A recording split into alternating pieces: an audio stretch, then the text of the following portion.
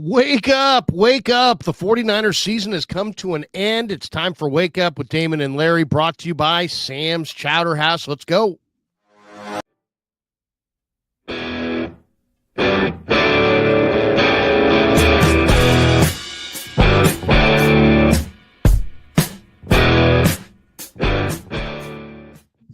It is Monday, the 6th of January. Welcome back. It's great to have you here. Even though the season is done, Wake Up has merely just begun. We're having an awful lot to talk about, looking back at the aftermath of the game in Arizona. What, if anything, did we learn from this game in Arizona? Then we'll take a look back at the season and tell you how in the coming days, weeks, and months, we are going to start attacking this offseason individually, together, collectively, here on Wake Up, across all of our channels. But it's wonderful to have you here. Hit like and subscribe if you would, please. And thanks so much to Sam's Chowder House, as always, for sponsoring the show. And Larry, it's over. And I honestly, I said yesterday, it's about as joyless a 49ers season as I think I've been a part of. And it wasn't just because the season didn't go the right way. There have been years that have been off kilter that have still had like some element of joy or lightheartedness about them.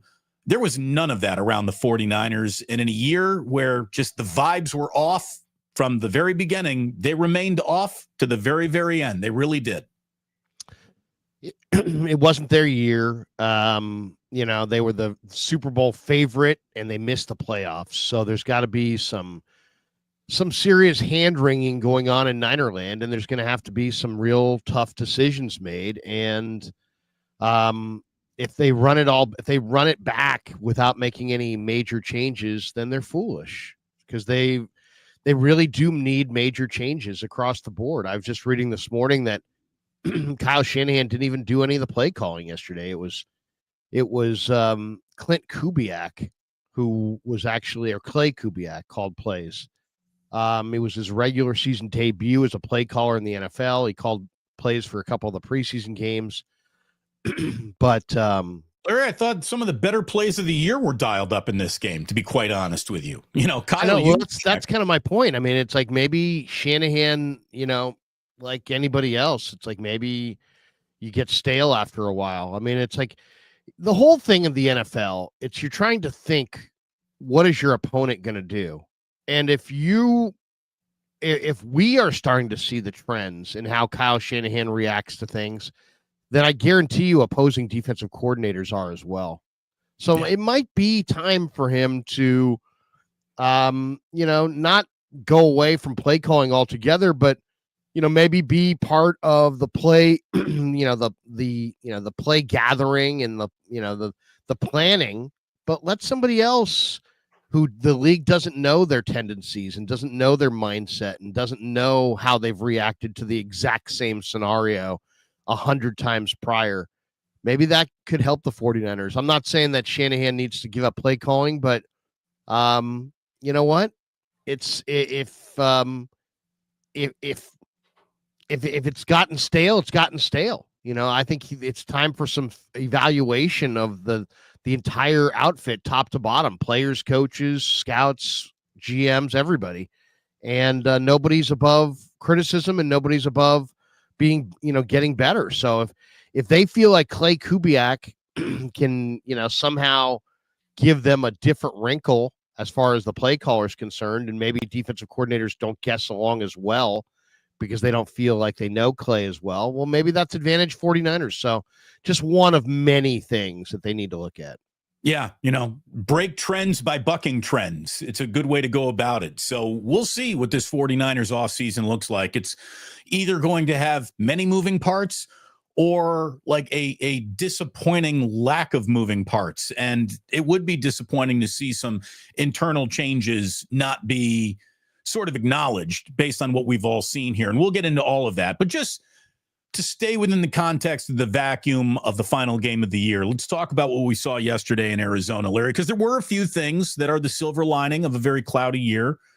Look, Josh Dobbs, he managed to pass for 326 yards. Like, it's one of those games where you look at the box score and he was better in the box score than he was with your own two eyes. He fumbled the ball. He threw 2 touchdowns, intercepted twice. An up and down Josh Dobbs start, but that's what you get out of the guy.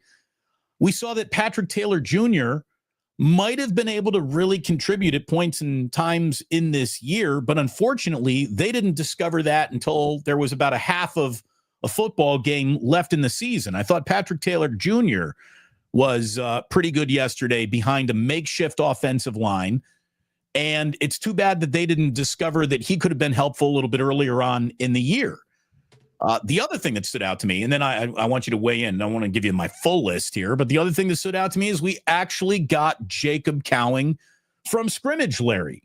Now, he didn't have a big game. He didn't have, a big impact, but he got a few touches from scrimmage, caught the ball, ran with the ball on the design of the end around I thought was better than the result of his end around. Didn't pop for much, but it was good to see him involved too. And we even got a Trent Taylor sighting in a year where there were so many problems with wide receivers and on special teams. It's surprising that we didn't get to him before the final game of the year as well. What did you take away? Just some early observations from yesterday and what you did like in a game that obviously no one liked. Yeah, well, I mean, I wouldn't go as far as to say that Patrick Taylor is the answer or anything. No, I didn't say he's the answer, but here's the thing. They should have asked him a couple more questions throughout the year. This guy had the type of performance where just leaving him perma-benched just doesn't look like a good idea.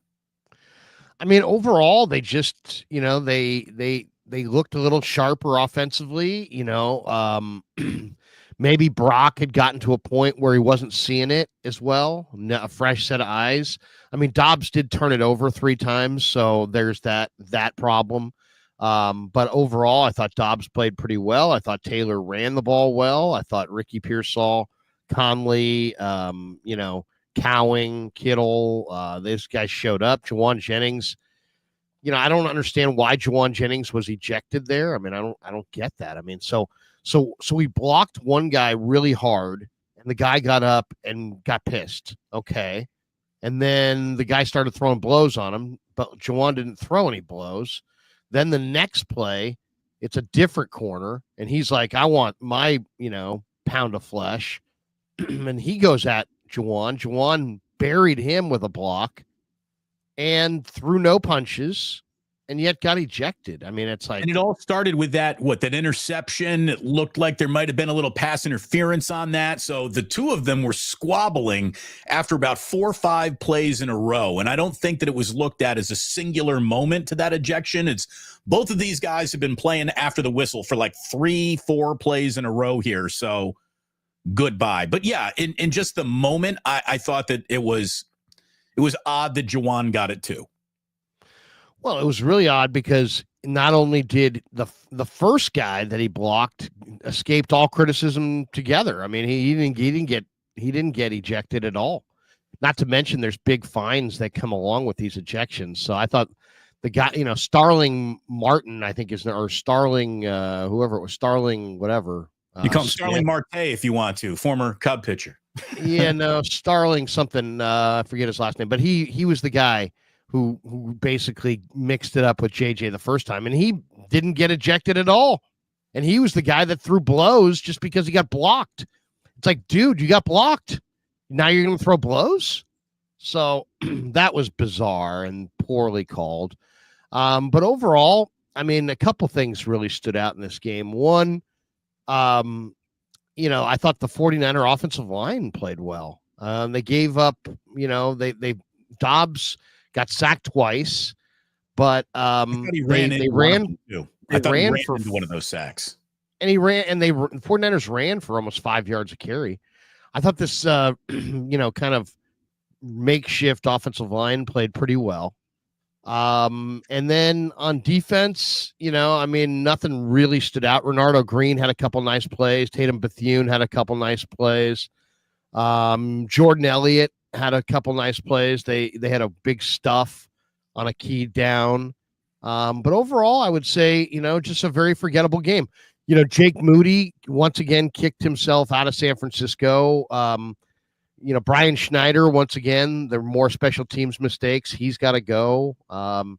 Nick Sorenson, I think, the way his defense just collapsed, I think he's got to go. So defense gave up nearly 50 points. Kyler Murray didn't even need to get his uniform washed after the game. He threw for 4 touchdowns. Wasn't sacked all day. I think that was like the 4th time in the last 5 games the 49ers have had 0 sacks. It was a day where it looked like Fred Warner was playing with a hip that was making him uncomfortable. He was finally pulled out of the game. Isaac Guerendo gets hurt early in the game. The only reason why we saw Patrick Taylor Jr. is because Isaac Guerendo got hurt. So it took one guy getting hurt to even get to the other guy, and the other guy was pretty darn good, I thought. There was one moment where I think the entire 49ers season was on just full display in a handful of plays, Larry, and I want to take you through the sequence. The entire 49ers season described in 3 plays. So it's Cardinals ball coming out of the 2-minute warning, and it's 4th and 1. And the Cardinals run it up the middle in a game that has been decided to pick up the first down, and now all they're going to do is kill clock. And Kyle Shanahan takes a, "Look, everybody, I'm still coaching" timeout for no reason at all. I mean, the dumbest, you're just wasting our time. Everyone would like to leave now. Why are you messing around? He calls a "look at me, I'm still coaching" bullshit timeout. The fake coaching in the timeout ends. The 49ers have now been recalibrated thanks to this timeout that's happened in a game that has no time left. You don't have the ball, and you are down 16 points. Okay, he calls his bullshit timeout, 1st and 10 Arizona, and it's a 46-yard touchdown run right up the middle. Tony Jones Jr. untouched to the end zone. So shit on your symbolic, we're still playing hard timeout. And I just thought that was the entire 49ers season right there. An attempt to look like we're really in control of this when you're not in control of this. And then you're immediately embarrassed by a defensive just no-show. And that happened way too much down the stretch. It did against this 49ers team. They've given up way too many easy runs down the stretch. And that's the entire year right there. Some pretend to be taking it seriously coaching around moments of getting beat on the line of scrimmage and then nobody tackling anybody going to the end zone. That's your entire Niner year right there. And you can say all you want, and I know everyone has, about Kyle Shanahan and Brock Purdy, and they didn't have good years. But if we're talking about the years everyone on this team had, Kyle Shanahan and Brock Purdy had 2 of the better years of any 49er, because that defense and that special teams let this season down more than any element of this offense, which we all know let the team down on the line of scrimmage with their wide receiver play, with their red zone struggles, with their lack of touchdowns. The 49ers offense absolutely spit the bit, but it was the defense and the special teams that dropped the ball and ruined the entire race and just ran the horse right off the track. And that's where it really, really all fell apart. And the final numbers reveal that. Their offensive EPA, as bad as everything was all year, offensive EPA, 11th in the NFL. Defensive EPA, 26th, the worst defensive EPA of Kyle Shanahan's entire era. And special teams EPA, dead last in football, 32nd. We told you to fire your special teams coach in week 3. You ignored it for the entire year, and you had the worst year in football on special teams. Had special teams just been corrected at any point in time, they might have been a playoff team. But they absolutely let special teams wither and die right on the vine, and their defense, which was promised to be recalibrated and showing up on any given week, never did. Especially down the stretch. Down the stretch, the defense got worse all game long, all year long.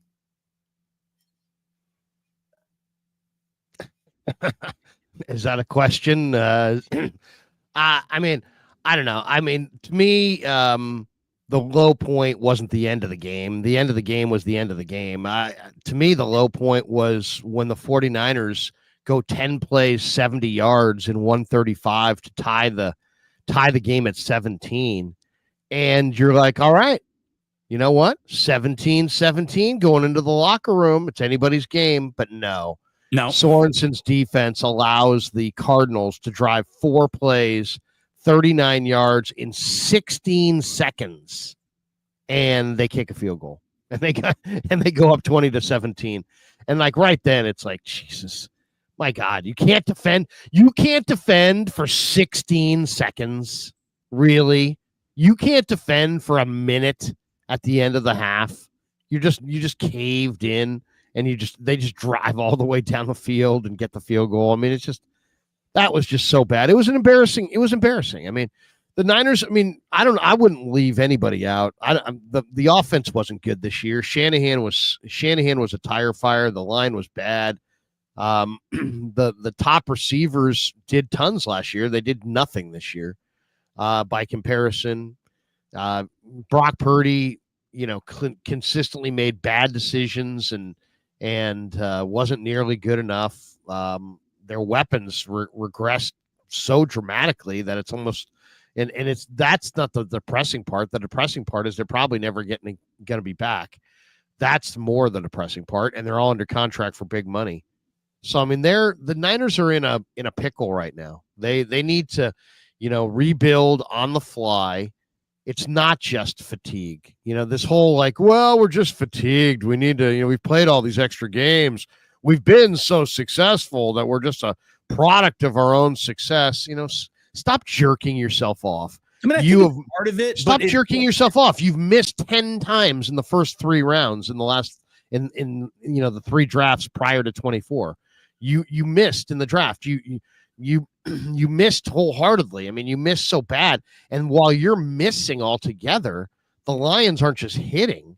The Lions are hitting with stars. And so they can draft stars in the first 3 rounds, and they can do it consistently. And you can't even draft guys who can make your roster in the first 3 rounds. The Lions had no really business. the problem. Lions had no business looking as good as they still do with all the injuries that they've sustained. I mean, they're deep. They're really deep. I mean, they didn't just go after 1 DB. They went after 5 DBs. I mean, they signed Amik Robertson. They signed Carlton Davis. They drafted Terrion Arnold. They drafted Enos Rakestra. I mean, they had 1 or 2 needs, and because they only had 1 or 2 needs, they drafted and they brought in 5 new DBs. And yeah, they're really, really deep back there. So despite the fact that they've lost some guys to injury, Aiden Hutchinson, David Montgomery, it's almost like it doesn't matter. It's almost like, I mean, they're not the team that they were earlier this year, but the team that they were earlier this year was going to run to the Super Bowl and win it convincingly. Now they're probably just going to make a real good run to the Super Bowl, and who knows if they'll make it. My guess is that they'll get beat in the playoffs, but who knows? I mean, they took care of Minnesota last night, and the road to the Super Bowl in the NFC rolls through Detroit. So you're going to have to roll into their place and beat them. By the way, it is Black Monday. We're seeing who survives the day, what coaches are going. The rumor that came across yesterday that teams are interested in trading for Minnesota Vikings head coach Kevin O'Connell. I mean, why would the Vikings do that? I mean, that's the thing. It's insane to even see that brought up. I mean, why don't you try to trade for Justin Jefferson too? I mean, what? Who's going to trade for him? No, just many teams interested in is the story that came across yesterday. Of course, teams are interested in trading for one of the hottest young successful head coaches in all of football right now. I don't think the Vikings have any interest in walking away. Now, he doesn't have a new contract signed, but again, if I were him, I wouldn't even be in new contract mode. I wouldn't want to sign a new contract as I got a team that might be able to go deep in the playoffs and win a Super Bowl. Now's not the time to be signing that. So it's just the amount of conclusions that are leapt to is just insane. It really is. I mean, and everybody's, this is the day that guys get dumped and, people start making crazy suggestions. But I think more than anything for the 49ers, we'll have plenty of time to get into the nuts and bolts on it.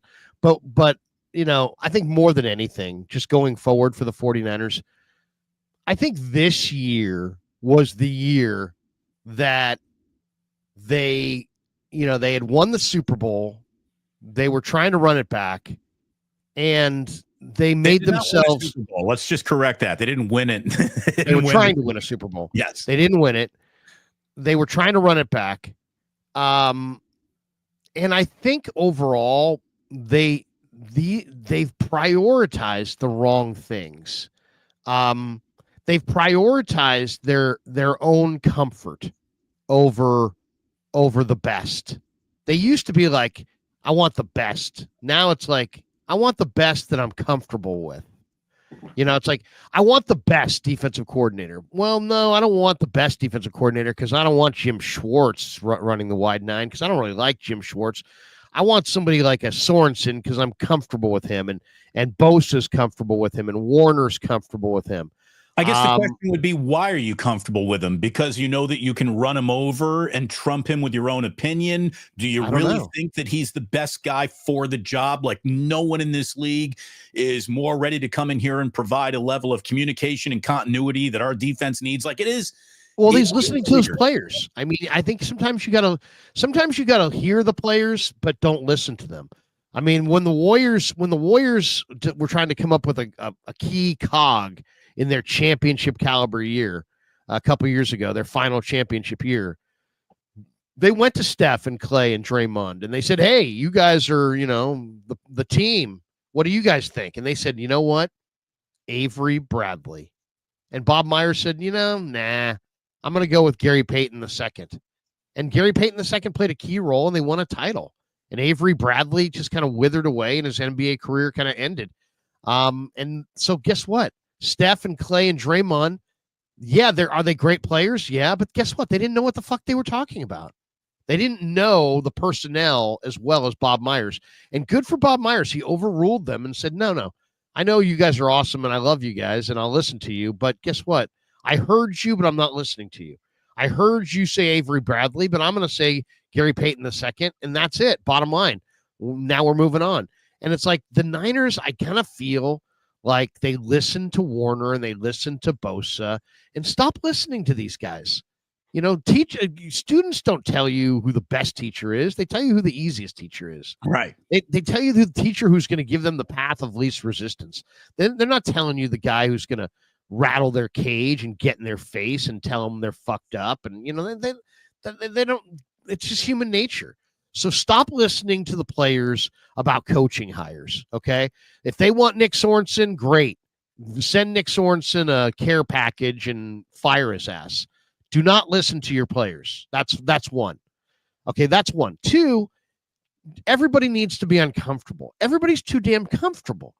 Maybe Shanahan should have Kubiak calling the plays. Maybe that's what he needs as a reset. Maybe for a month, maybe for half the season. Brian Schneider needed to be let go all the way back in week 4. You needed to rattle that locker room's cage. When dudes start losing their jobs, players go, oh, fuck, that's my fault. A coach that I liked got fired because I'm not getting things done. And it gets your locker room's attention. It does, but it also makes it hard to acquire. It makes it hard to get new coaches because then they're like, shit, if we don't have a good month, Shanahan's going to fire me before we get to Thanksgiving. I think there's enough track record to where you could say, well, that's really not the case. Shanahan does not have a reputation for turning over coaches willy-nilly because he's upset about something. In this one case, I thought the firing was worthy of a firing. And I'm not the fire everybody guy. And you know that, Larry. I don't do that radio. No, I know, but look at it from the outside, Damon. From the outside, all the outside person's going to see is 4 coordinators in 4 years, and you didn't even let the last guy, you know what I mean? If you're talking about defensive coordinators. But I mean, if you fire Sorenson, they can say, hey, look, why do I want to go there to be the DC? You've had Sorenson, you've had Wilkes, you've had Sala, you've had D'Amico.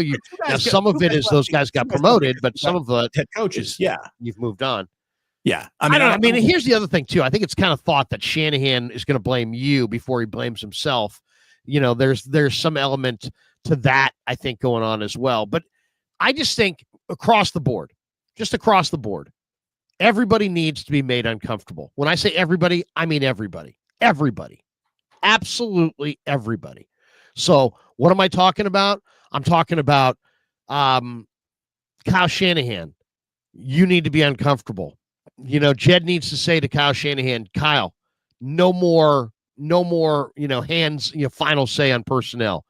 That's not for you. That's not where your strengths are. That's it.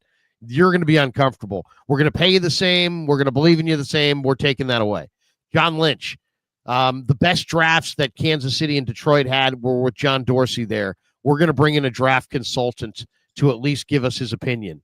And John's going to be like, we got the right. John's already said, we got the guys in place. Okay, that's fine. You had a good 24 draft, but guess what? 23, 22, and 21 all sucked. And that's why this team is now out of the playoffs. And because of that, we need a draft consultant. So even though it's going to make you uncomfortable, there's your draft consultant. And as far as, the coaches go, I would get rid of the special teams coordinator, and I would, for not getting the job done, period. And I would get rid of the defensive coordinator. I think you need more of a star defensive coordinator. You need more of a guy who absolutely, he's running the show. I mean, right. You can't have we're not really sure who's running the show. That's right. The last couple of years. It's like, who's actually running the show? Fangio. You need your Vic Fangio. You need your... Right. Jim Schwartz, you keep on going back to that name. You need the guy who's just going to say, all right, Kyle, you don't want to be on this side of the ball? Cool. I don't even want you over here. Just pick me the players and get out of my way. That's fine. And Brock Purdy, too. Brock Purdy's got to be made to be uncomfortable. This year, it was like, let's just get two quarterbacks that will have no chance in hell of ever taking Brock's job from him. So he'll have no competition at all. And the one guy that we think has some actual talent and could compete with him, we'll just never give him an opportunity. We'll mire him on the bench. So I think, you got to, I think Brock is a really, really icy competitor.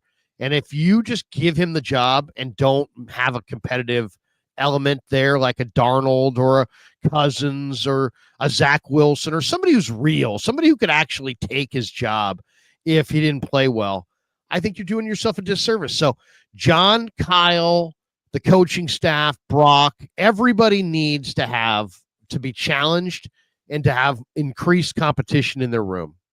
We need everybody to increase the amount of likes across both of these channels right now. If you haven't leaned in and just tap that thumbs up button, you're doing the show a disservice. You're doing the algorithm a disservice, and you're doing Sam's Chowder House a disservice, and no one wants to do that. Thanks to Sam's for sponsoring us all year long. Thanks to you for being here all year long. It has not been a very fun season. We are going to get you through your off season. Your loyalty to this show means a ton to me and Larry. Thank you.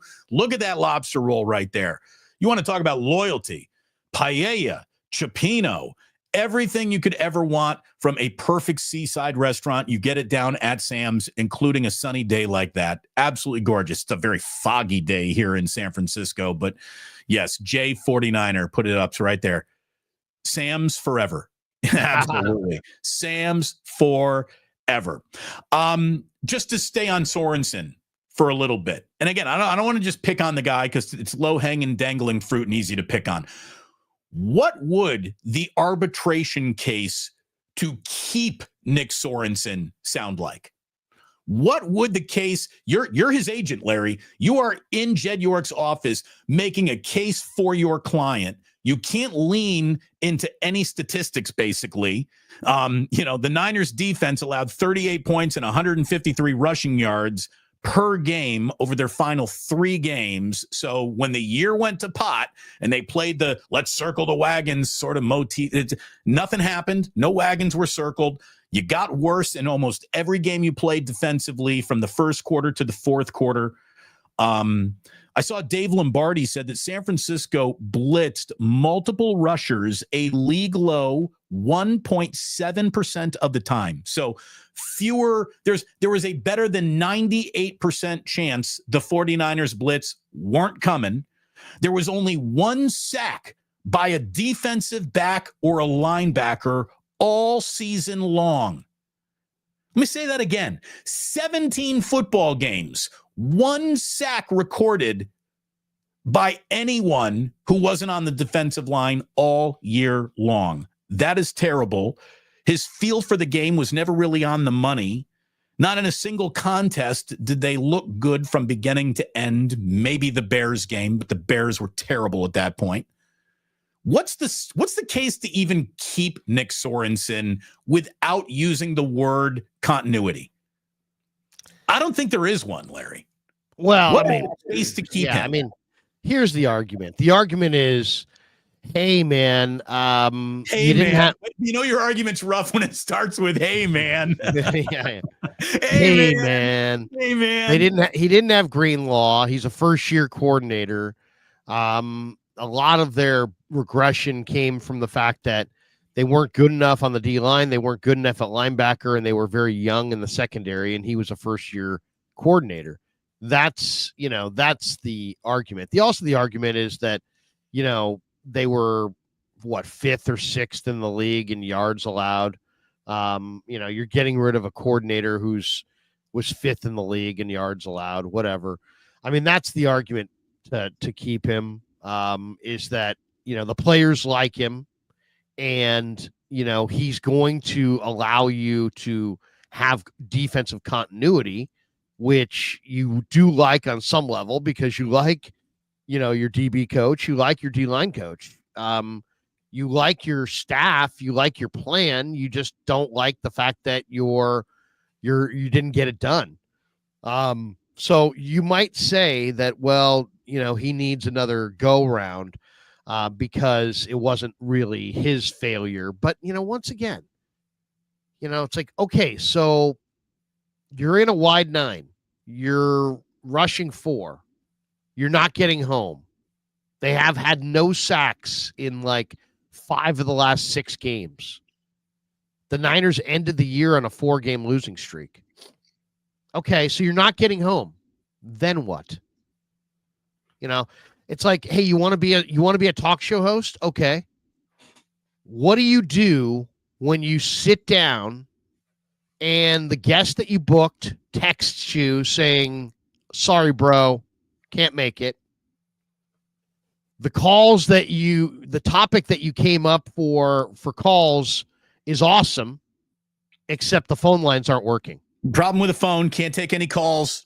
Text messages. Damon, we're having a problem with the phone line. How many times you heard this in your radio career? Hey, Damon.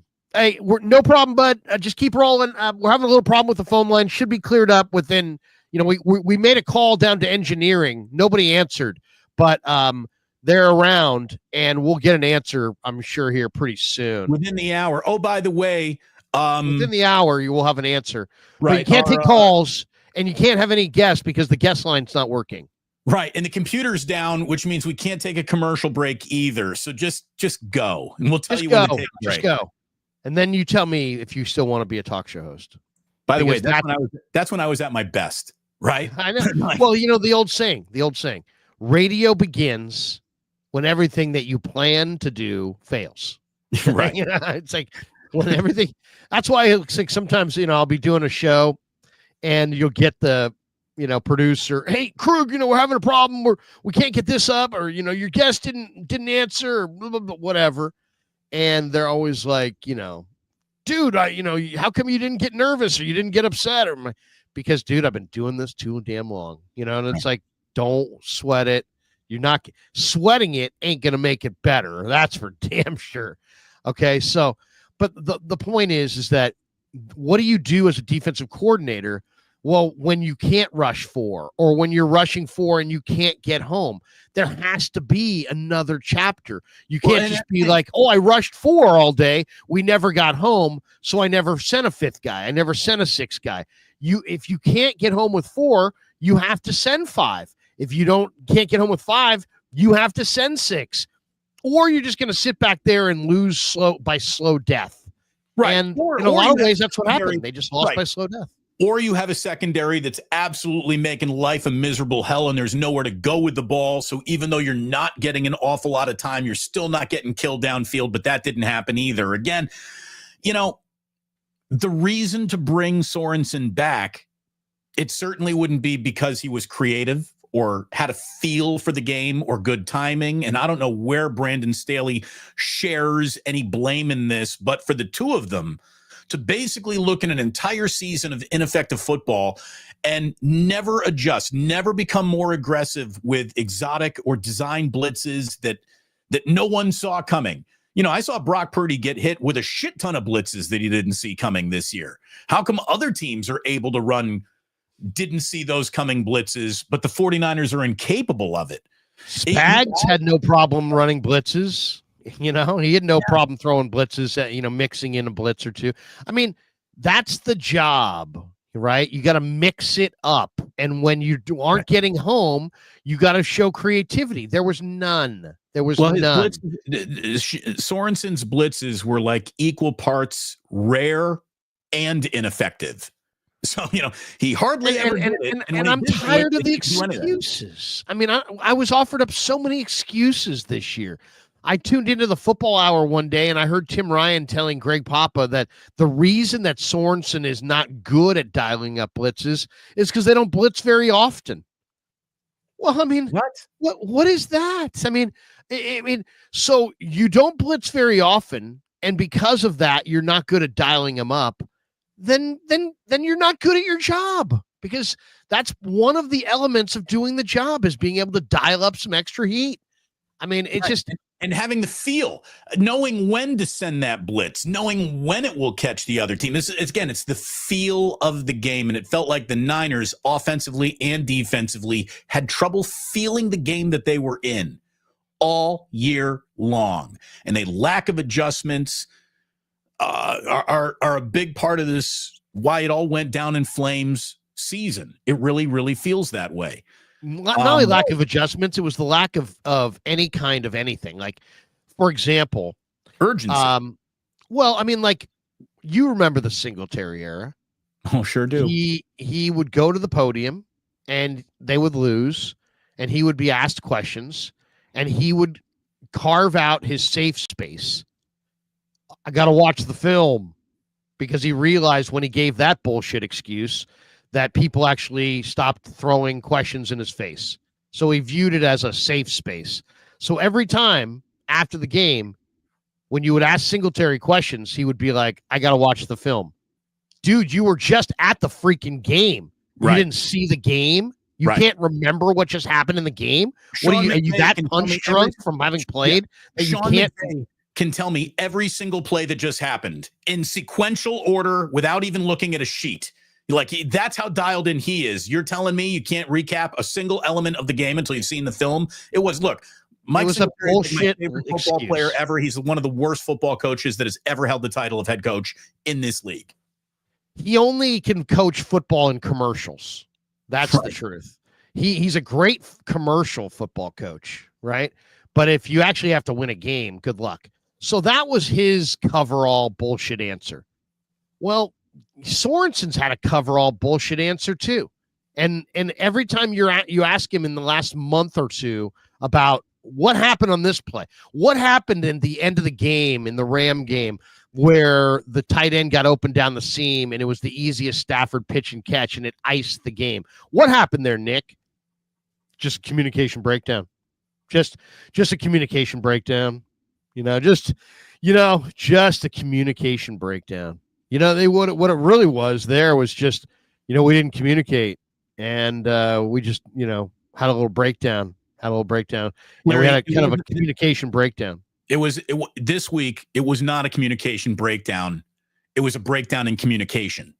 So it did change a little bit, And then after a couple of weeks of that, there were some breakdowns in the area of communication. Yeah, there's different ways to say this. I would like to communicate to you the reasons we broke down. It's Larry, I'll just say right now, our guys need to be more communicative. Sorry, I can't hear you. At the end of the day, it's just about execution and communication. And we just didn't execute, and we didn't communicate, and we didn't. Here's some communication. You're fired. You're fired. And that's real clear. Real clear. There's the communication. You're fired. So, I mean, that's the thing. I mean, Fred Warner wants him. Nick Bosa wants him. So what? Stop listening to those guys. Right. Don't, the sixth graders all want Mrs. Johnson to teach them. But Mrs. Johnson lets them go to recess a half hour early and doesn't care if they ever come back from lunch. Oh, but they love Mrs. Johnson. She's their favorite. Yeah, but none of the kids actually can read or write or do math to their grade level. Yeah, but they love Mrs. Johnson. We got to bring Mrs. Johnson back. Yeah, but none of our kids are graduating to the 7th grade. Yeah, but they love Mrs. Johnson. They're going to be heartbroken. I mean, come on. Eventually, you're like, is Mrs. Johnson meeting the standards of the teachers? No. Goodbye, Mrs. Johnson. Goodbye, Mr. Sorenson. You know, I mean, it's really as simple as that. Well, so goodbye, Mr. Schneider, more than anything else. I mean, there is no worse special teams unit in football. There is no 33rd NFL team, and the 49ers finished 32nd in special teams EPA. You can't do worse than dead last. And if dead last is still acceptable for you, by all means, bring them back. And I can tell you right now, so you want to talk about everybody needs to be made to feel uncomfortable. What does or does not need to be taken off Shanahan's plate is, who knows? Who cares? This is Shanahan's discomfort. So here's the deal, buddy. You're going to have a last place schedule. You better make the playoffs. It's this offseason, this draft. Was this a good draft for the 49ers, the one that they're about to have? The answer, was it a good draft or bad draft, will be the answer to, is Shanahan still the coach in 2026? Yes or no? If it's a good draft, yeah, I think he keeps the job. If this is a bad draft and next year with the last place schedule goes nowhere quick too, he is done. That will be it for him. I really believe that. So that is, the hot seat that some people have been trying to speak into existence. I think it actually arrives next season for Kyle Shanahan. And I think it's going to be a good thing for him. I think it's going to help this team get back on track as much as that last place schedule will help this team get back on track. So much to the point where, Larry, I'm going to tell you right now, the 49ers are going to the playoffs next year. They damn well better with a last place schedule and this much talent still on the team. As disappointing and as frustrating as this year was, the reason why it's so disappointing and frustrating is because you really were kind of that close still, even with all the flaws and problems and injuries and headaches and all the bullshit, all of it. They were still 4-5 plays going another way away from being a playoff team this year against that schedule, against that disadvantage. Man, I don't know about that even because, I mean, here's the reality. I'm not saying that they're contenders. Who did they beat? Who did they actually beat? Who did they beat this year? They beat the Jets, the Cowboys, the Patriots, the Bears, the Patriots, and the Buccaneers. Right? Do they have how many? They have 5 wins? No, 6. So they beat somebody else. Oh, Seattle once. Seattle once. But I mean, look at those teams. Those teams that they beat are horrible, absolutely horrible teams. They just beat really, really bad teams. They got one home win over a decent Bucs team that day didn't have Chris Godwin or Mike Evans. That's it. They got a one home win over a Bucs team that rolled in super depleted that day. Right. That's it. All they needed to do was be a little bit Niners were terrible this year. All they needed to do was be a little bit better against equally bad teams in their own division. And they could have finished a lot better than dead last in their own division. I mean, the margins, right, of winning and losing in the NFL are very small. Andrew H says Larry's about to go on and on about Biagi from Notre Dame. I am. Here we go. All right. Wait. Please, it's not a Biagi show. It can't be a Biagi This is a show. Biagi show. I'm just gonna share the screen. This is the answer for your special teams coordinator, Marty Biagi, the special teams coordinator, assistant DB coach and his phone number's right there too. Hey, give him a call. Give him a call. I'm not sure what area code that is, but 631-631-7475 if you have the student line or if you're on campus there at Notre Dame. Marty Biagi from Shelbyville, Kentucky, went to Shelbyville High School, went to Marshall, I guess is married with one child. He was a punter and place kicker at Marshall. He was a player at Marshall. and he is a 15-year coaching veteran at the collegiate level. His special teams unit is awesome. Notre Dame is not one of the better teams in college football talent-wise, but Notre Dame has beaten Georgia, and they're going to beat Penn State, and they're going to wind up against Ohio State in the national championship game. They returned this guy right here, this Biagi guy, Damon, is just an awesome defensive coach / special teams coordinator. They have guys who have blocked like 3 or 4 punts. Yep. They're fantastic in the coverage units. They make really smart plays. I mean, they're beating teams every single week in special teams. Go call this guy, double his salary, and bring him to San Francisco.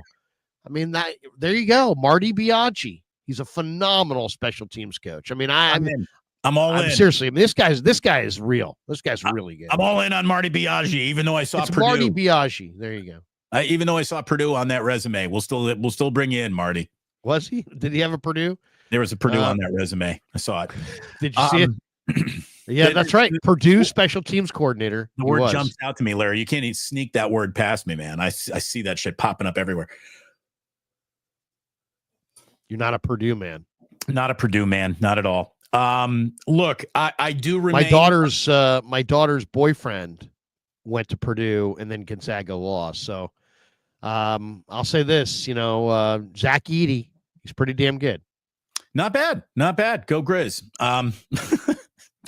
By the way to pick up all the 49ers fans with a 30-point home loss to the Sacramento Kings, who just fired Mike Brown, Golden State Warriors. Way to do your part. God. Rough week around here. Seriously. And are the Warriors going to get Zion? That's the talk.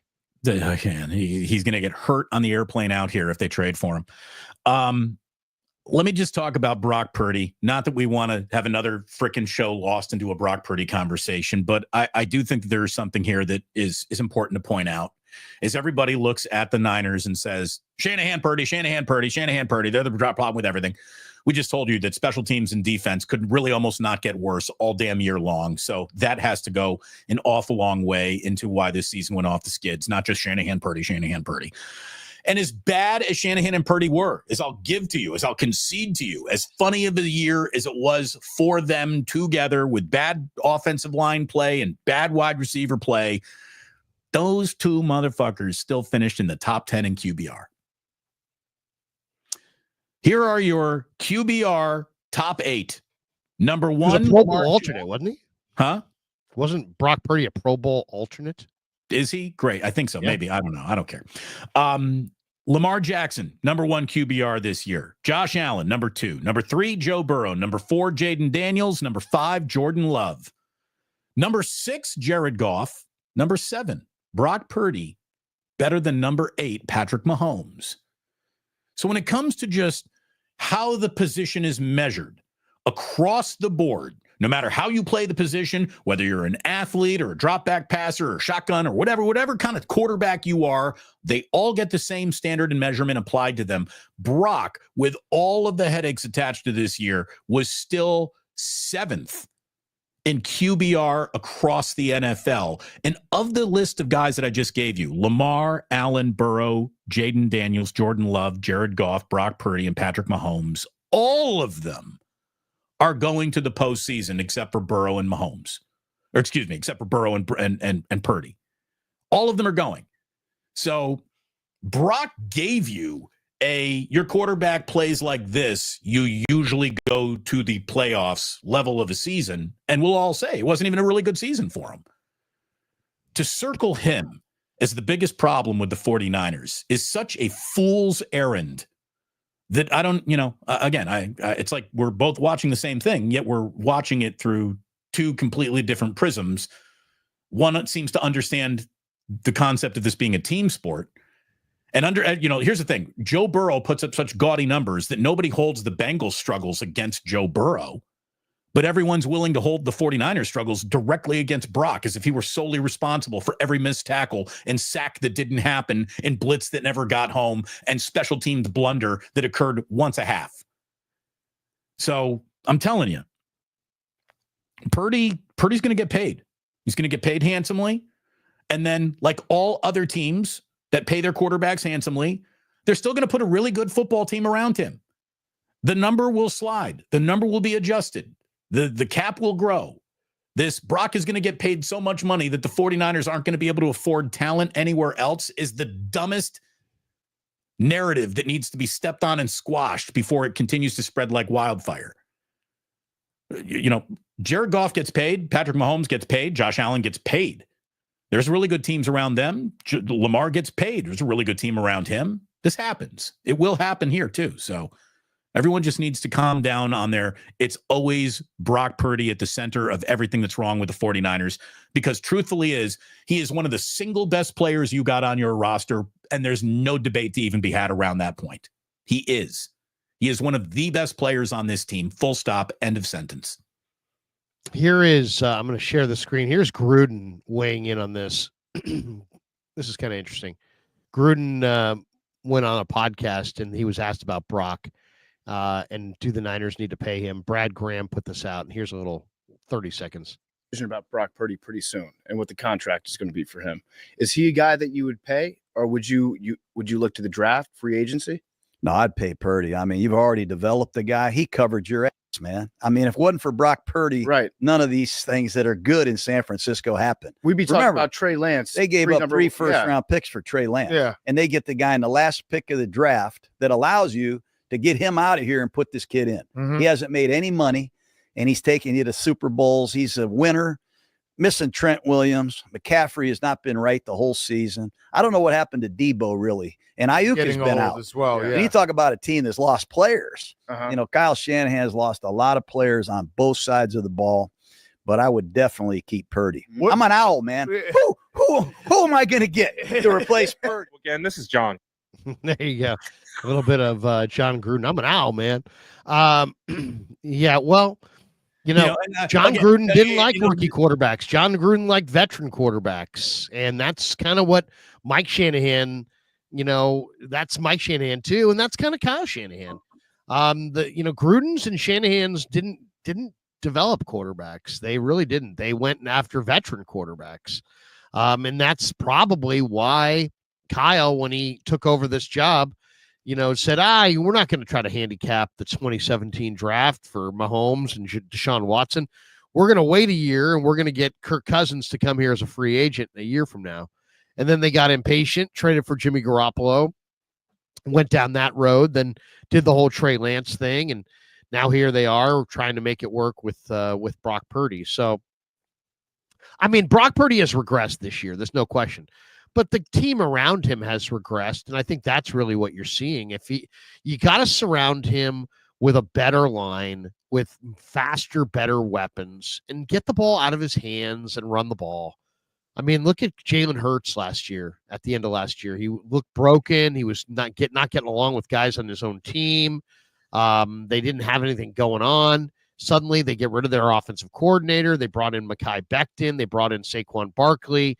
They drafted a couple guys on defense. They brought in Vic Fangio, and now they got the best defense going. They're back in the playoffs and going to make another Super Bowl run. So I would say Philadelphia is a good template for the 49ers, because I think Hurts is a similar quarterback to Purdy in that I think Jalen Hurts can win a Super Bowl, but I don't think Jalen Hurts can win a Super Bowl by himself.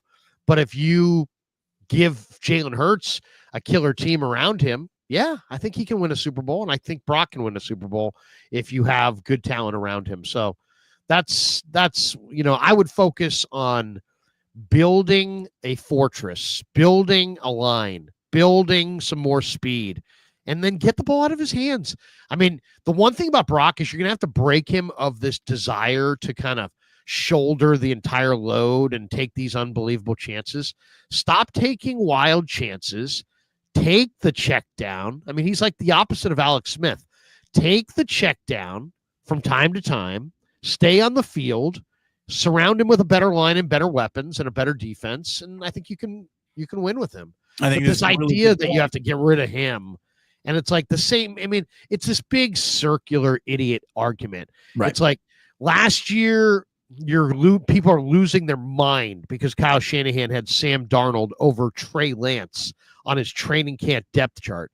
Now, this year, people are losing their mind if the 49ers don't kick Brock Purdy to the curb and go get Sam Darnold. And then, by the way, last night, big game yesterday.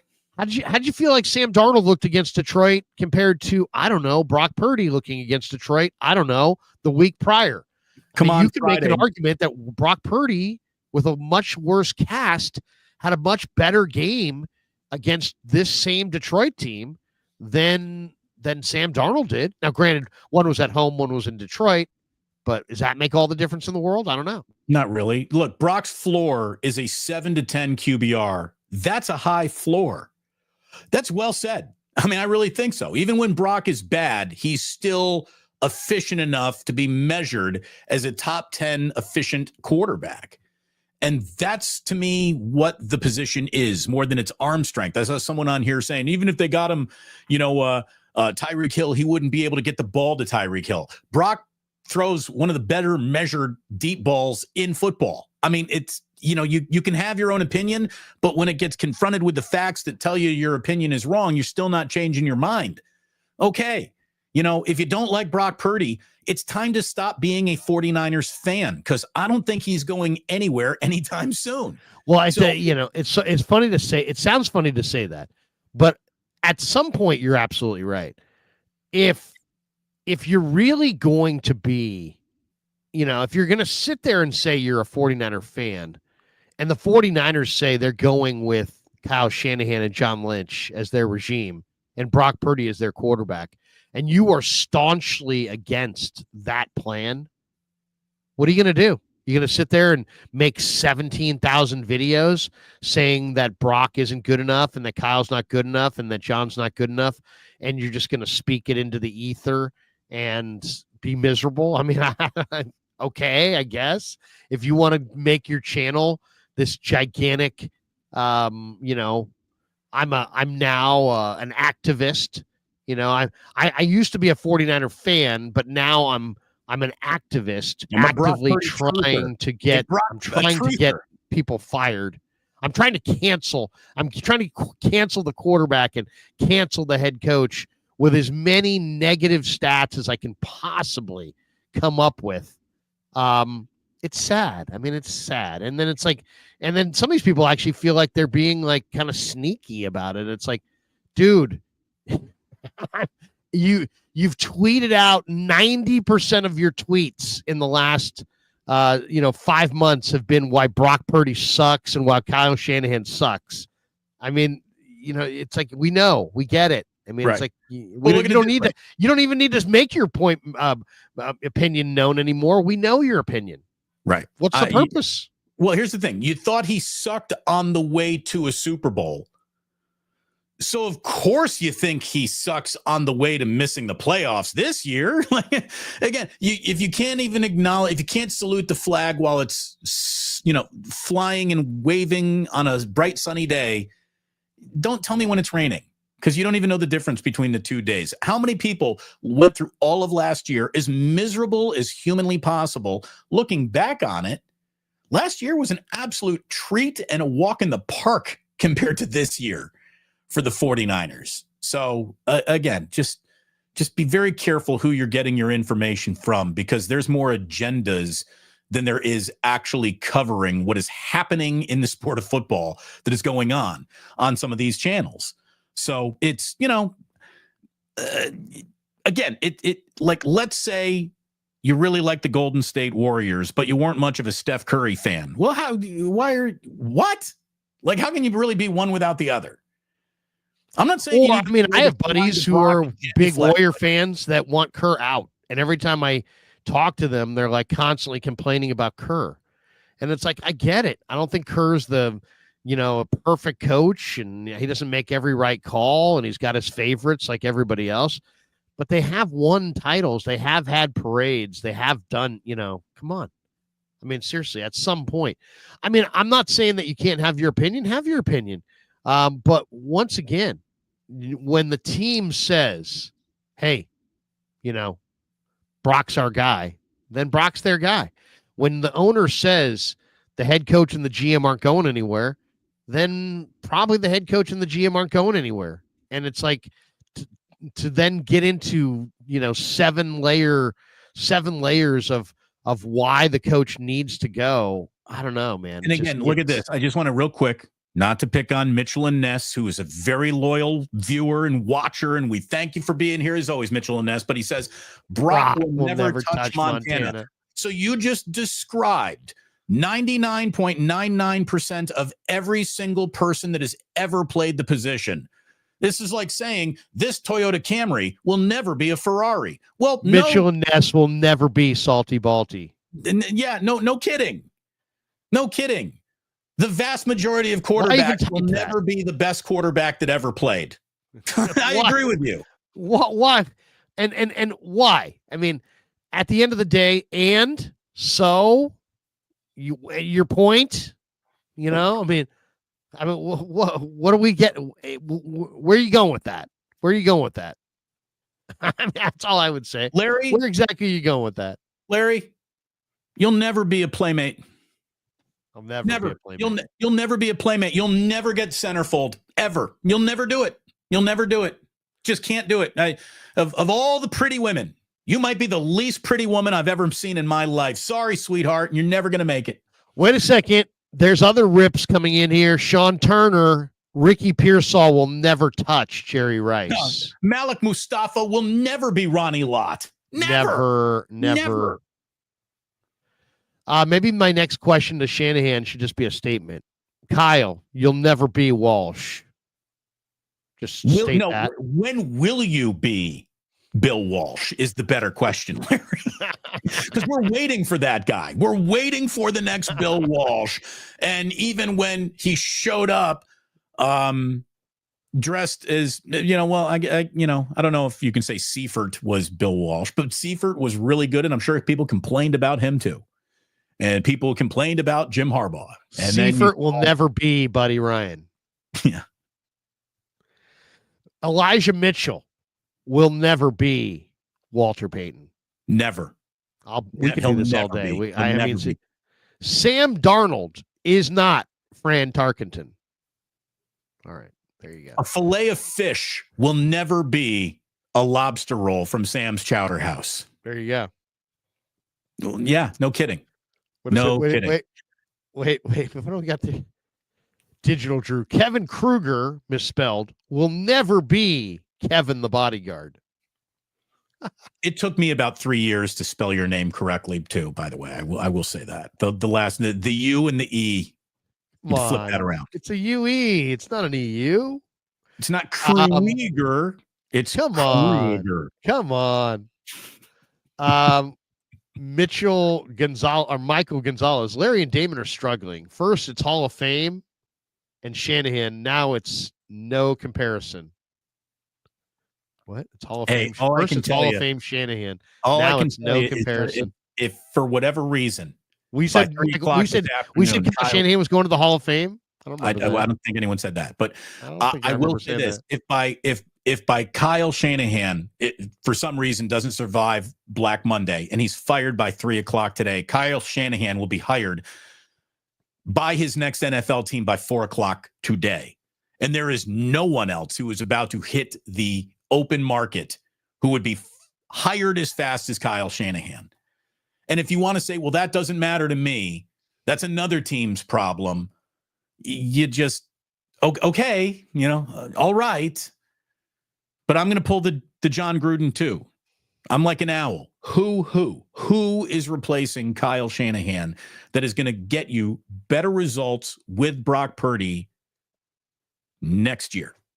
I don't know who that person is. If you do, call Jed York and say, hire that guy. But no, I mean, it's a rip that, it's like you can't really rip Brock Purdy the way you want to rip Brock Purdy without complimenting Shanahan.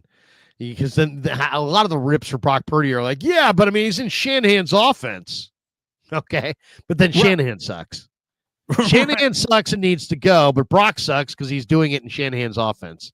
And that doesn't count because that's like a cheat code.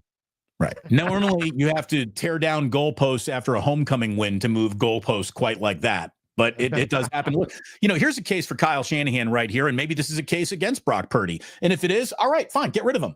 Start over again. This is why I wanted to see Tanner Mordecai. What if Tanner Mordecai had come out and thrown for 300 yards in back-to-back games had he started the last 2 games? What if that had happened? Would that have maybe made this team look a little differently at Brock Purdy's negotiation? Maybe, maybe not, maybe. I don't know. How about this for Shanahan? Maybe.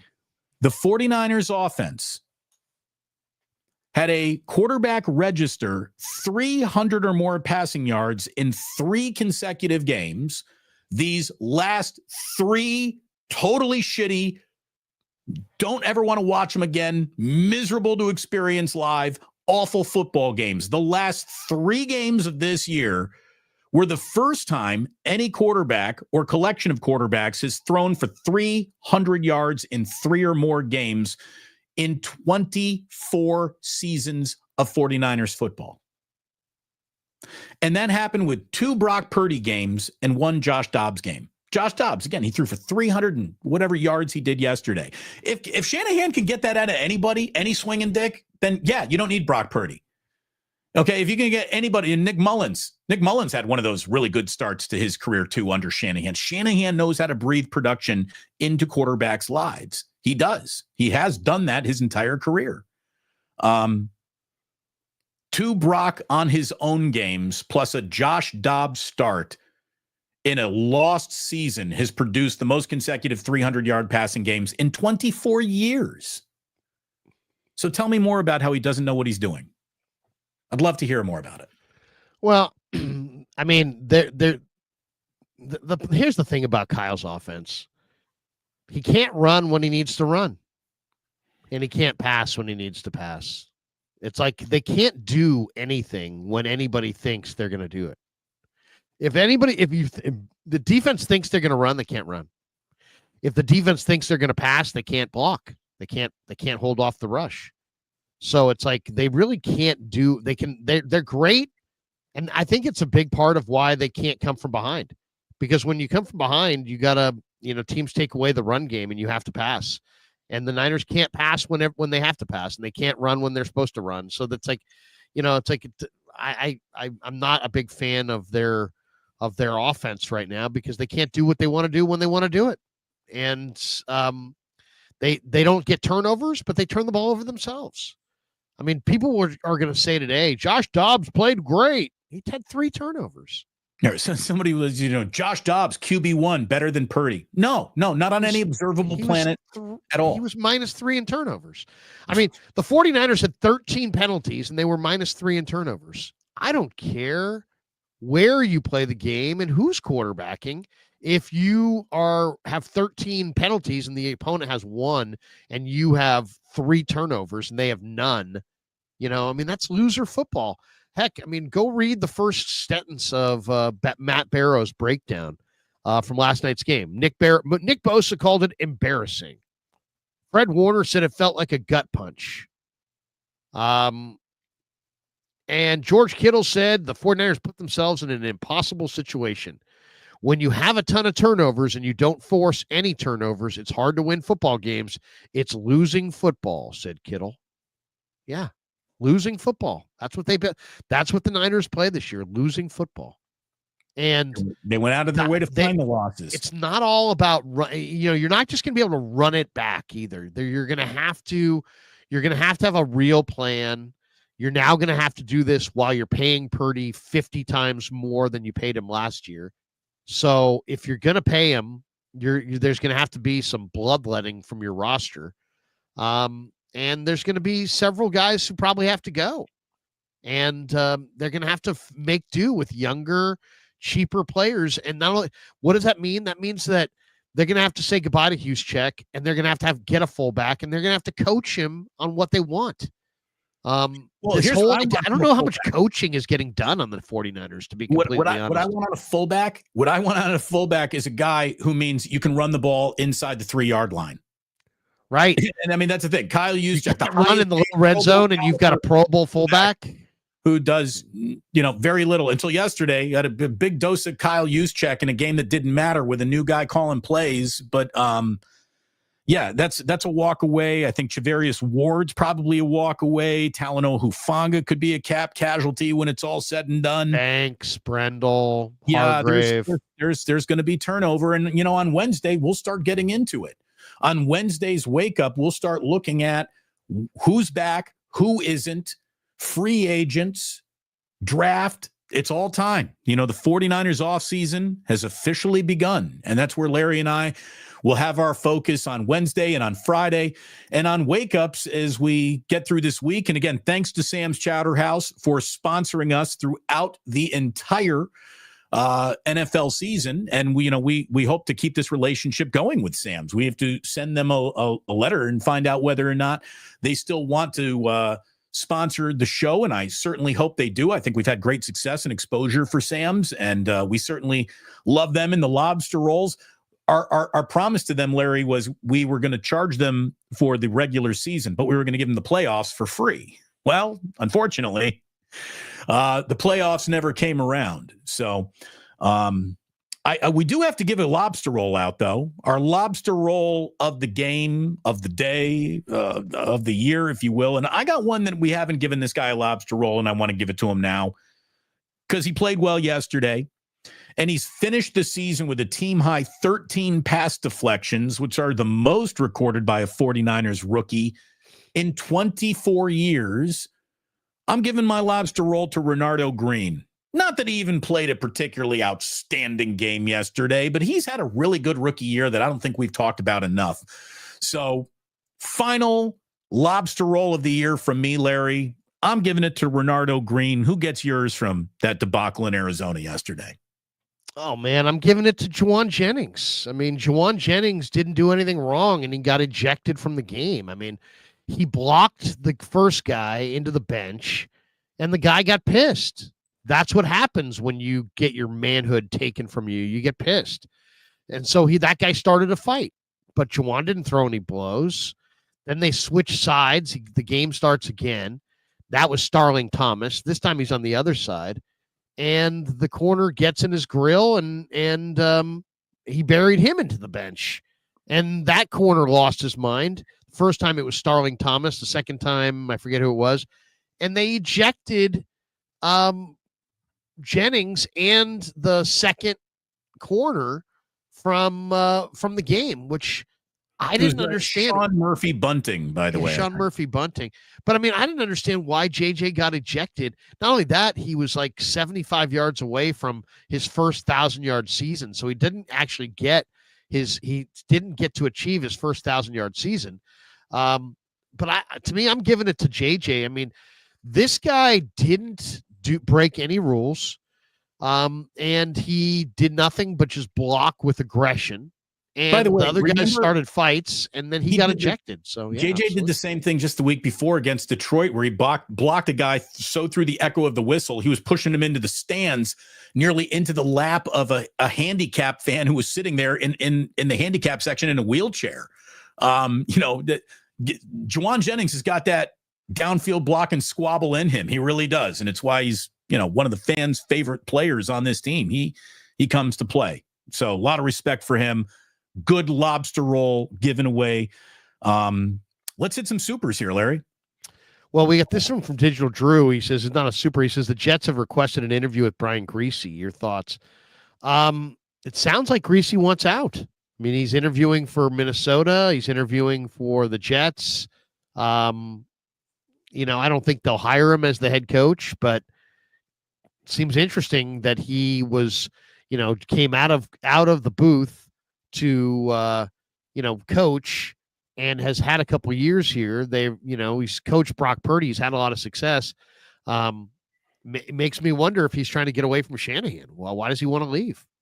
Well, I mean, or maybe he's just thinking, all right, well, I've been a quarterback's coach. Maybe what else is out there for me? I mean, I don't know if it's a get away from Shanahan situation. I've heard him rumored to Michigan as an offensive coordinator. That would be a return home. A promotion in the NFL to a higher ranking job on another roster. Again, I don't know if that's an indictment of get me away from Shanahan or not, but I don't know. Have you seen any static between he and Shanahan that makes you think that there's a personal, I don't like you anymore going on there, really? Well, no, but I mean, also, I expected him to either go back and broadcast or stay with the Niners, and it sounds like he may stay coaching, but he may leave the Niners. Kyle Silva says, good morning, Krug and Damon. I know this is all 49er talk, but can you spend 5 seconds and say what the Raiders need to do just to be relevant? I'm so sick of this crap. Listen daily, both legends. Thank you. Thank you, Kyle.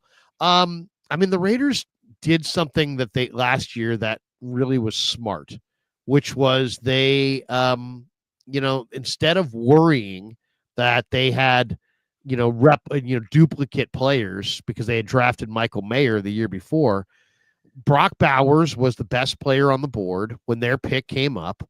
And instead of saying, shit, we don't need a tight end, we'll take somebody else, they just took Brock Bowers. And then Brock Bowers, yesterday had 4 catches for 50 yards and a touchdown. He's emerging as the best tight end in pro football. He was an awesome player at Georgia. He was an awesome player in high school in Napa. The Raiders just need to keep drafting great college football players. Stop drafting guys that people haven't heard of. Stop drafting, guys that are questionable character. Go draft great college football players. They did it with Bowers. They need to do it again. And they better start at quarterback. Yeah, find yourself a quarterback. They got a coach that, again, players really liked him. So Mark Davis once again probably hires the coach he shouldn't have. Mark Davis is a huge problem for the franchise. Whatever path he sets out on, he veers off that path.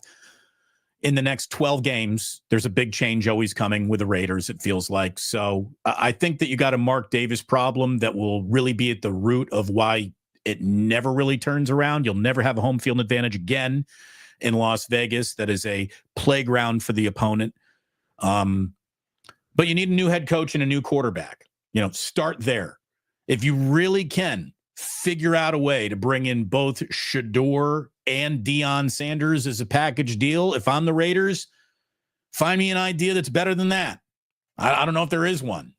So, and by the way, I don't even know if that's a great idea. I don't even know if that's a great Shedeur idea. Stinks. I think Shedeur Sanders sucks.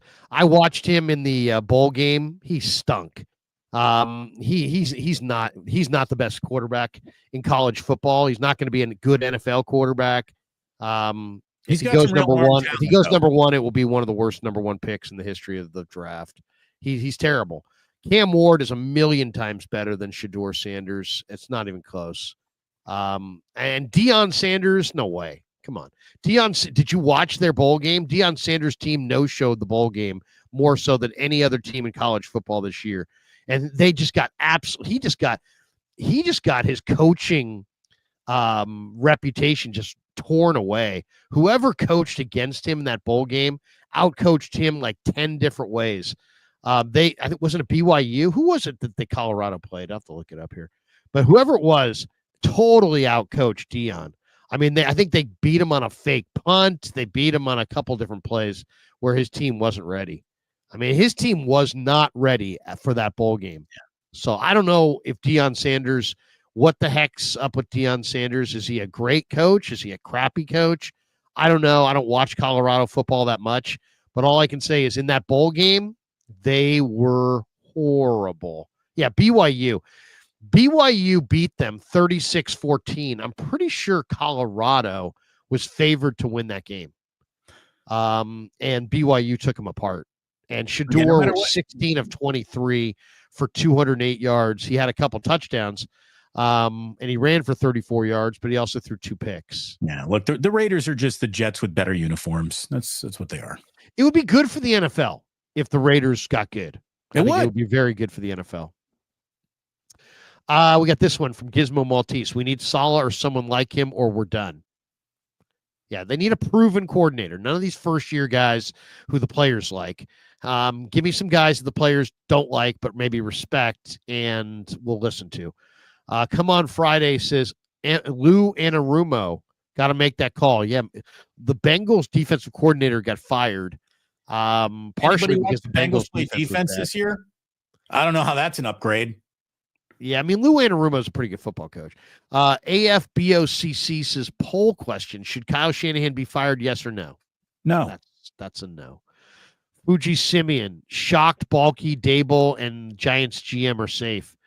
Yeah, Dable and Joe Shane are staying in New York, and Doug Peterson, who's won a Super Bowl, is fired in Jacksonville. But Trent Baalke, who took Trayvon Walker over Aiden Hutchinson, is keeping his job. Make sense. Survived. Yeah, I'm a survivor, Larry. That's what makes sense over here. He's survived 5 head coaching firings, Trent Baalke. He survived the Harbaugh firing, the Tom Sula firing, the Chip Kelly firing, and the last 2 guys in Jacksonville. He's survived. Trent Baalke, he's like Cher. There's no slowing him down. He knows how to suck up to the power teat. He's the ultimate, you know, proof, Larry, it really is. It shows you that everyone ultimately has an audience of one. You know, you just got to make sure that the guy who signs your check likes what you're doing. And everyone on Twitter and all the critics and all the media members who you treat coolly and coldly and don't get along with, none of them matter. As long as Khan, who owns the team, likes the way Trent Baalke, sucks up to him, he gets to keep the job. So Baalke, hey, Shad, let me tell you, Trayvon Walker has only begun he's just begun to get rolling. 3 years from now, Shad, Trayvon Walker's going to be the talk of the league, and Aiden Hutchinson's just going to be a dude. Easy Tino. All right, here we go. Mike Baker says, Happy New Year, wake up. Jed and John need to decide, do you want players and coaches who like you or players and coaches who can deliver when it matters? Thank you. I guess the whole point is, as long as the players and coaches are winning football games, everybody likes everybody, even if they hate everybody. So just go with that. Yeah, but I mean, enough of this. Hey, you know what? I mean, literally 3 weeks ago, Chris Forrester's telling us that Jake Brendel's doing a hell of a job. Kyle Shanahan's telling us that Nick Sorensen's doing a hell of a job. And Nick Sorensen 3 weeks ago was telling us that Devondre Campbell was doing a hell of a job. So sorry if I seem a little skeptical, but they can all leave as far as I'm concerned. We got this one from Easy Tino. Jed York, 49ers desperately need a college talent guy like Biagi to oversee the 2025 draft prospects. It's essential this year more than ever. Biagi is not a personnel guy. He's a special teams coach, but man, he's a good one. John Muniz, his Grant says, blow everything up. Your thoughts. There you go. It's a point of view.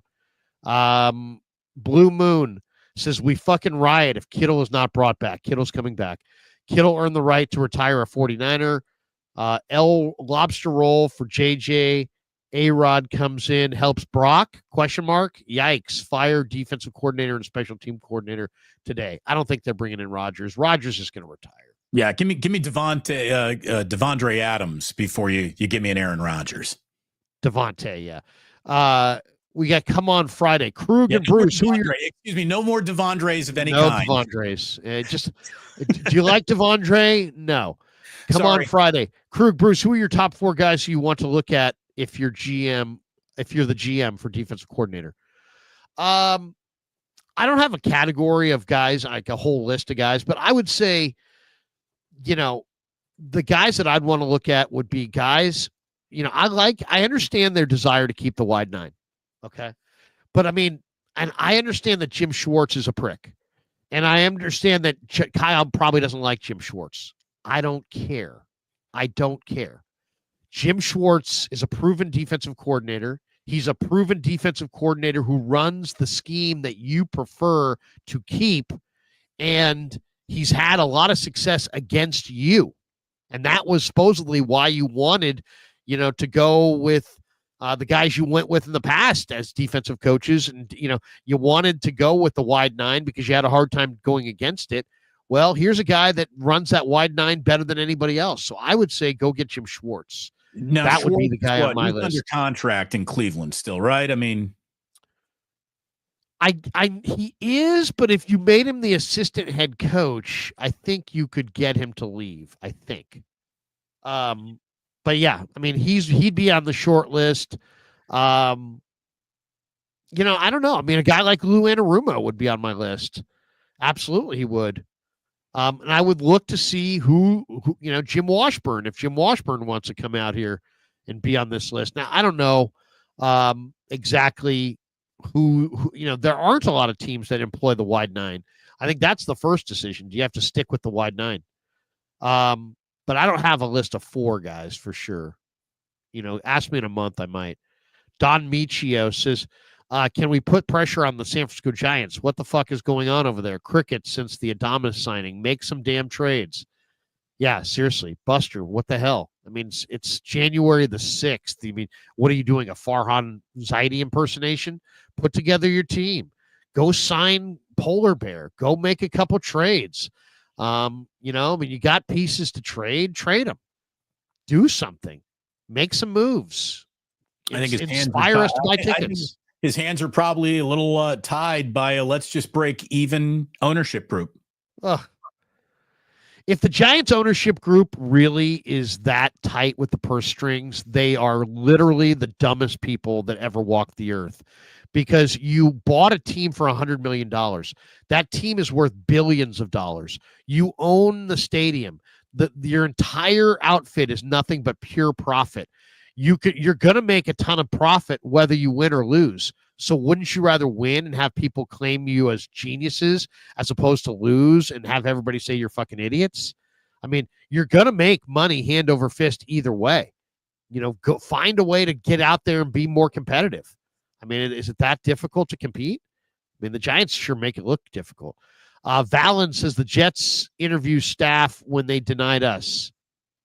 Yeah, well, that's the deal. When the Niners reached out to Saleh to interview Jeff Ulbrich, it was a lateral move, and the Jets blocked it. And they're well within their rights to do that. Digital Drew says pick 11 is on the clock. Top 2 offensive tackles are available, but have a trade on the phone for more picks. Decision. Oh, and Pizza Hut will never be Amici's. There's no doubt about that. Look, I think it's a trade back year. I'm on record as saying that. Yes, Mason Graham. To me, defensive tackle is the top priority more than offensive tackle, because their defensive tackles are horrible. But let me say this, Larry: if there's an offensive tackle that you really like sitting there at 11, and you're up, and you got an aging Trent Williams and a shaking Colton McKivitz, it's going to be hard to trade back, right?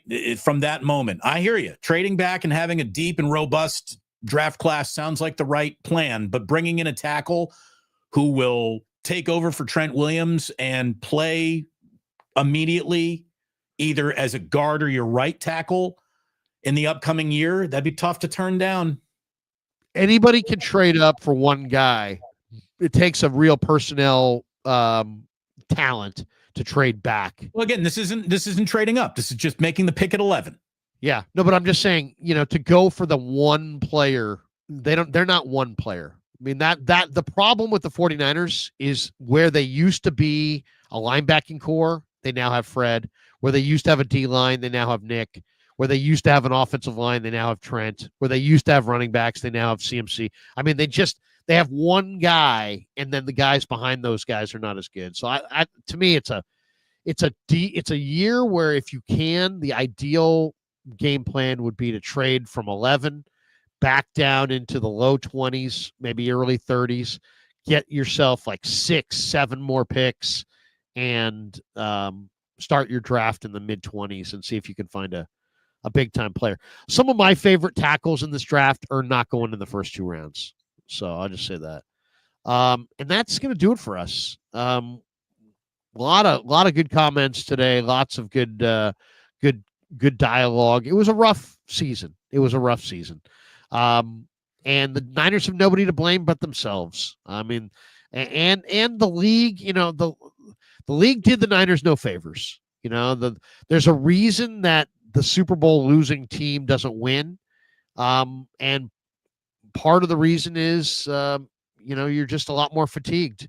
And then coming into the year, The Niners had played 12 extra games since 2019. That's almost a full, and they're all playoff games. So that's almost like an extra season. So they've typically played about 6 seasons over the last 5 when other teams have played 5. It's an excuse. It's not a coverall, but their real issue is that they missed in the draft. If they didn't miss so much in the draft, they would have been able to overcome extra playoff games the way Buffalo has and a couple other teams have. But they missed in the draft. They don't have the depth. And now they're going to have to go out there and find it. And, John Lynch says, hey, we have the people in place to rebuild this thing. Okay, let's see it. It's an absolutely crucial year for the 49ers.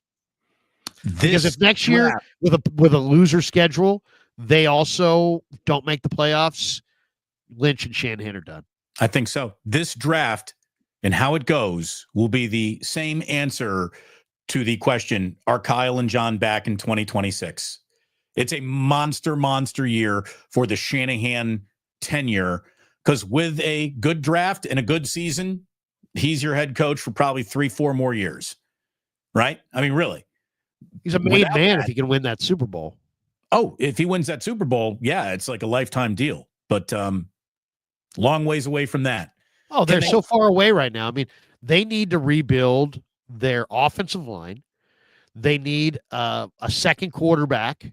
They need another dynamic running back. They need a really fast wide receiver. They need multiple tight ends. They need to rebuild their defensive line, their linebacking core. They need at least a couple corners and a free safety. I mean, they have about 10 or 12 needs, which is why I would trade back and see if I can fill all my needs. That'll be my plan.